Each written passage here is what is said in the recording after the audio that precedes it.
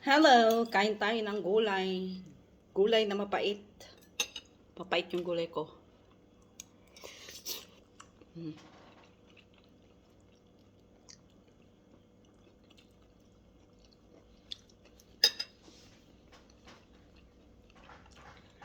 Malunggay, saluyot, dahon ng palaya.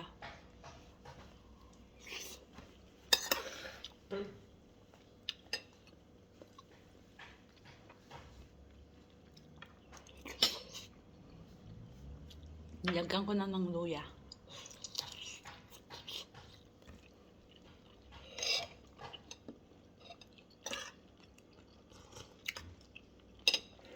Nilagyan ko ng kamote.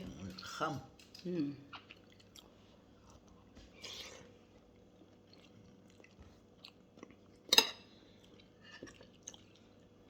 Tapos yung tanim ko na munggo. Namunga na yung tanim ko na munggo. Ang sarap po. Tukulay ma. Yes, like okay.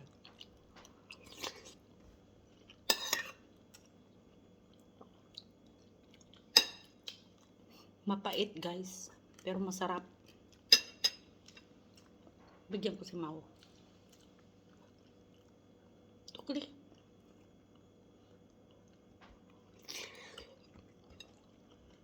Mas tempo.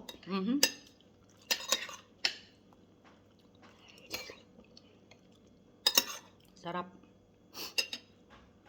Sarap talaga mapait.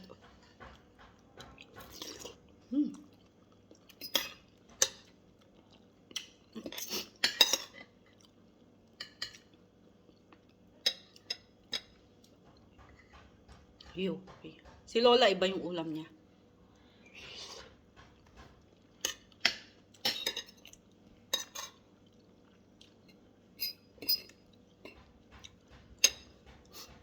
Sarap. Pura ko masarap.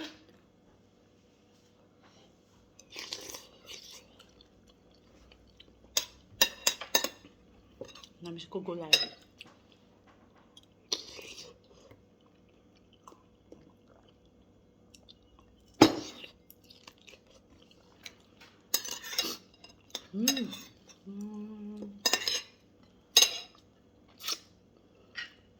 Kasi matagal na dito sa ref ko.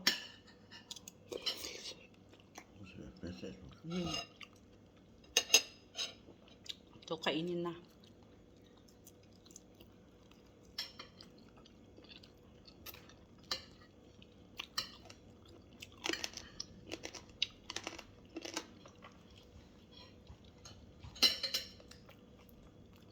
Sarap.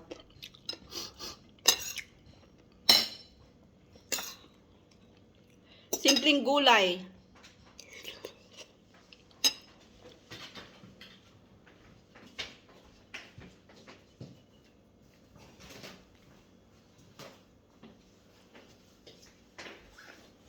Tofu.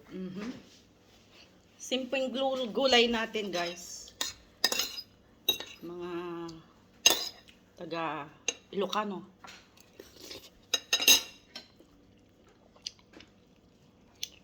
Sarap po.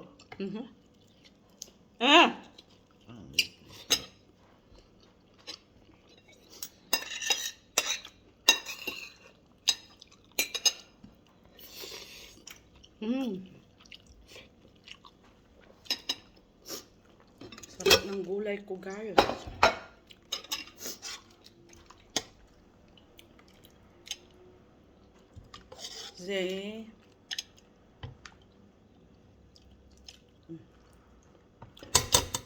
Lemar.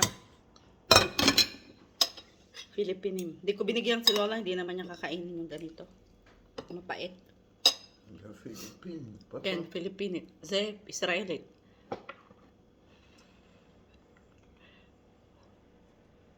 Taim na kan?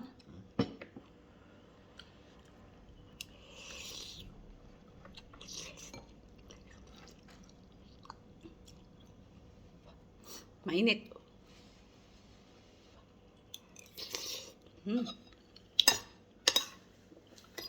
Nagpapawisan ka sa mainit. Nag-iiba na yung panahon dito. Malamig, lumalamig-lamig na ng konti.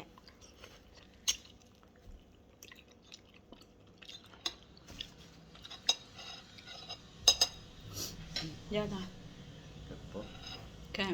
Tukli ka mo, sila kima. Ha?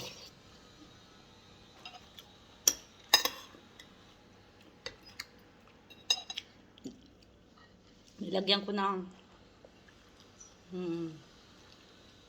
kamote. Tsaka ano ba to?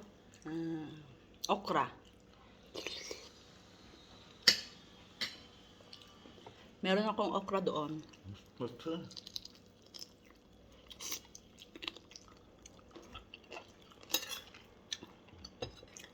Pinapamagulang ko pero para meron akong buto next year.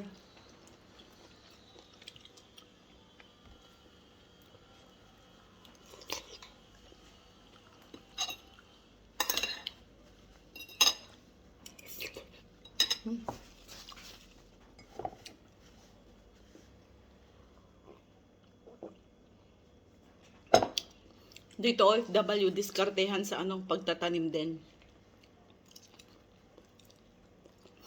Especially sa amin, meron kaming malawak na garden sa likod.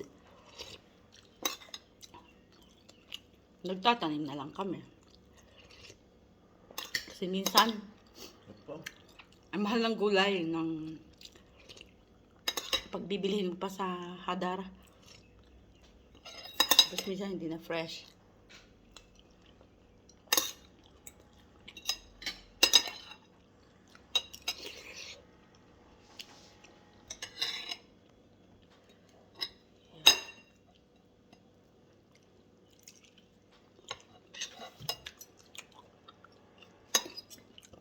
Pait pero masarap.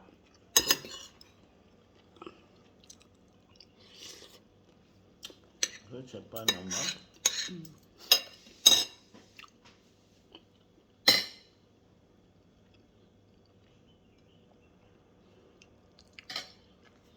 Durog yung ano, buto ng tuyo.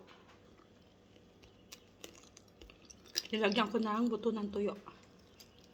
Buto ng tuyo. Tuyo!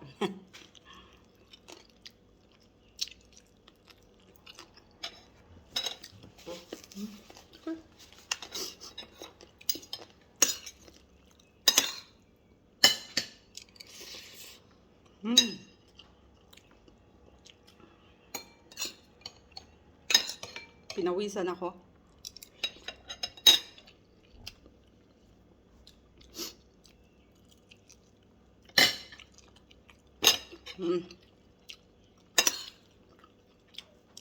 Ito. Sarap ng manok. Marinate to. Aha.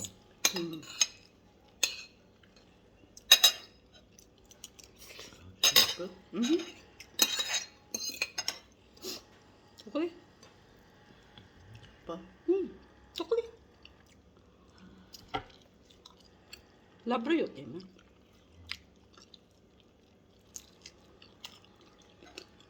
Mas gusto niya yung pagkain ng Pilipino kaysa yung pagkain na niya. Okay.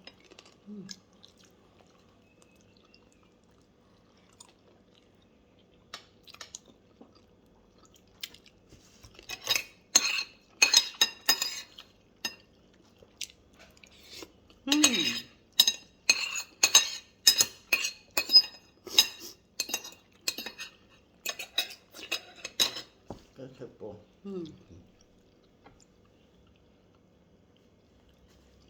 Yung buto ng tuyo na durog. Durog na. Sinisipon ako.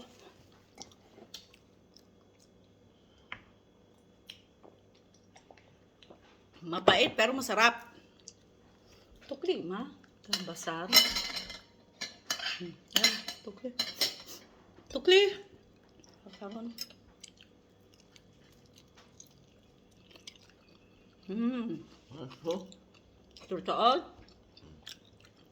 Speak.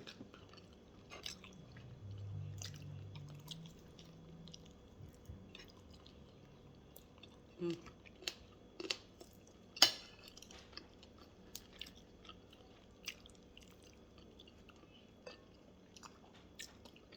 Yummy, yummy, yummy. Ito po. Hmm? Sobrang tanghalian namin ni Lola.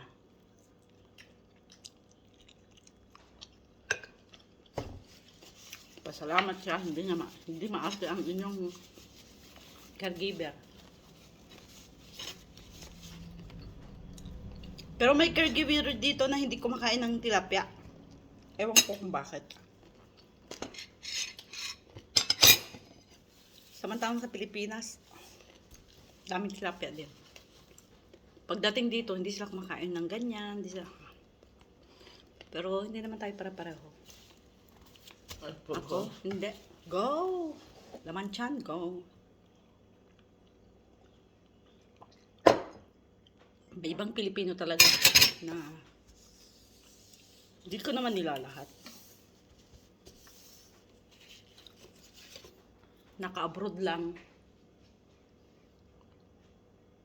Kaysa hodang ganyan. Naka-abroad lang. Mayabang na. Ganon. Pero nasa Pilipinas siya, hirap siya. Hindi naman siya isang kahig, isang tuka, pero hirap siya. Pero nung nakapunta dito sa Israel, kala mo kung sino na siya. Maraming ganun guys sa Pilipinas. May kilala ako. Kala mo kung sino. Pero nasa Pilipinas pa siya. Walang-wala sila. Mama. Pampagatas ng anak nila, wala. Hindi niya yun maamin. Ito po. Pero ako aminin ko, nasa Pilipinas, napakahirap ng buhay namin mag-asawa nung kami ay nag-uumpisa. Kaya nagporsige din akong mag-abroad din. Tumulong. Magtulungan. Kung wala ako dito, wala akong bahay.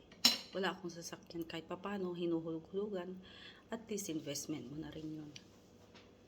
Tapos ngayon, investment mo, alahas. Unti-unti alahas. Sayang nga eh, naisanla ko yung ibang alahas ko. Yung pala, mas maganda yung ibenta kisa isanla. Habang tumatagal, nagiging mahal yung alahas. Pero okay lang. So, ayan ang ating mukbang. Gulay na mapait, pero masarap. God bless everyone. Stay humble and kind.